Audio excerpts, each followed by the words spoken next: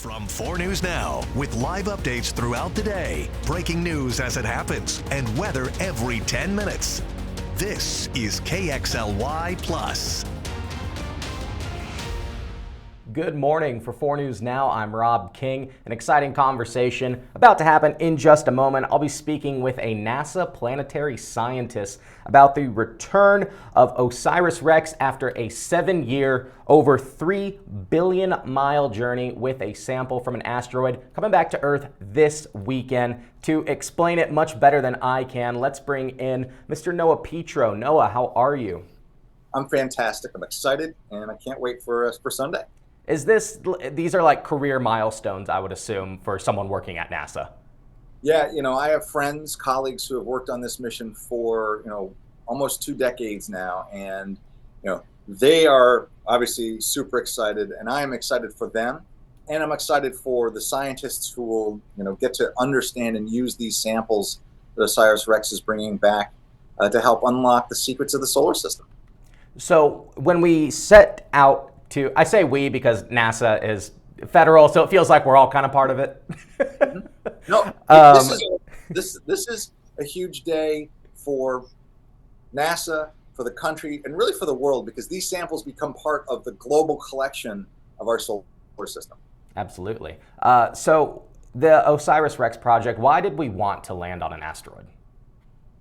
We wanted to land on an asteroid because we know how important asteroids are to unlocking the secrets of the early history of our solar system.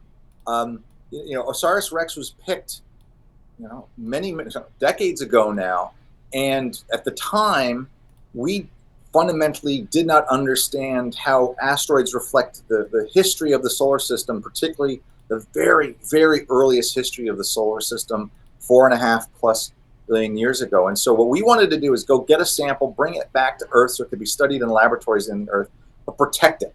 Or we have meteorites, we have samples of asteroids, but they all get altered by passing through the Earth's atmosphere and sitting out in deserts until they're collected. So what we wanted to do is basically shield them as they came in. And when we do that, we were able to unlock that earlier history. And so Osiris-REx had the lofty ambition of really trying to understand how asteroids reflect the earliest parts of our solar system, and then apply that to the history of the Earth, the Moon, and what asteroids may have done to change the early history of the Earth, the early history of other objects. So why did we choose this particular asteroid? I think it's pronounced Bennu.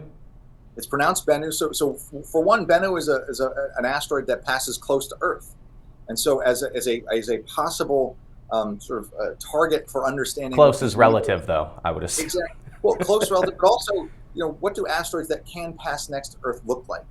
How do they behave? What are their properties? And so what we wanted to do is understand this asteroid from an orbital perspective. So the spacecraft spent many, many months orbiting and understanding, mapping this asteroid before we identified a place to go get the samples.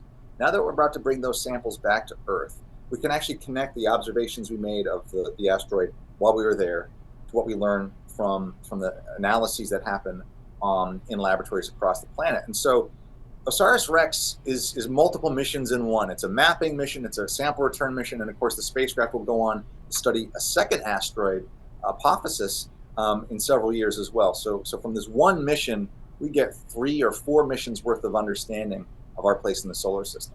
Well, that's awesome. Now, this is probably a question you get a lot. Are there protocols in place in case we bring the sample back and some kind of worm slithers out or something? A glowing goo, maybe?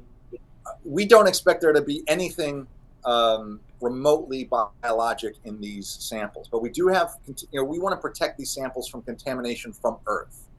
We want to keep these as pristine as possible. So once they are delivered to the Johnson Space Center, the curation facility, we'll open them up with the goal of understanding what's inside of them. So yes, we want to protect the samples from us and us from the samples. Now, our experience from Apollo, from other asteroid sample return missions, we have no expectation of anything remotely biologic. But what we will look for are those key compositions, those key chemicals that might have seeded organic molecules to the planet billions of years ago. And so there's a lot that we'll learn, not only about the geologic history of the solar system, but of course about the possible early, fundamental building blocks of life as we know it. Now, I have a problem throwing a paper ball into a trash can from about 6 feet. How hard is it to hit an asteroid about 4 billion miles away? Yeah, no, this is again, this is why we don't have scientists do it. This is why we have engineers, mathematicians, physicists, flight dynamics officers. We also have the benefit of having done similar sample returns. Both NASA and international partners have had sample return missions, so we've had some practice. The Genesis mission that returned samples of interstellar dust effectively was a dry run for this mission several years ago. So we have an understanding of what it'll take to stick this landing, if you will. And at this point, the trajectories look good. Everything is on target for a successful return of these samples early on Sunday morning. Awesome. And Noah, how can people watch the probe return? Everybody should go to nasa.gov. NASA TV, of course, will be broadcasting starting in the morning. And for folks on the West Coast, this is going to happen just before 8 a.m. So it's part of your Sunday morning pregame ritual. I want you to turn on NASA TV and enjoy the show. I'm sure there's a lot of overlap between NASA fans and football fans as well. Well, this is going to be a cosmic handoff. The quarterback is the Osiris-REx spacecraft. It's handing off the ball to the Earth, and we're going to run with it and score multiple touchdowns. Awesome. Noah, thank you so much for your time. I appreciate it. My pleasure. Enjoy the show. If you missed some of that interview, the full thing will be up on KXLY.com and KXLY Plus in just a couple of moments. Thank you, Noah, Petro, and thank you, NASA, for doing this. Very exciting. I will be tuning in. I hope you do too. But for now, live in studio, I'm Rob King for 4 News Now.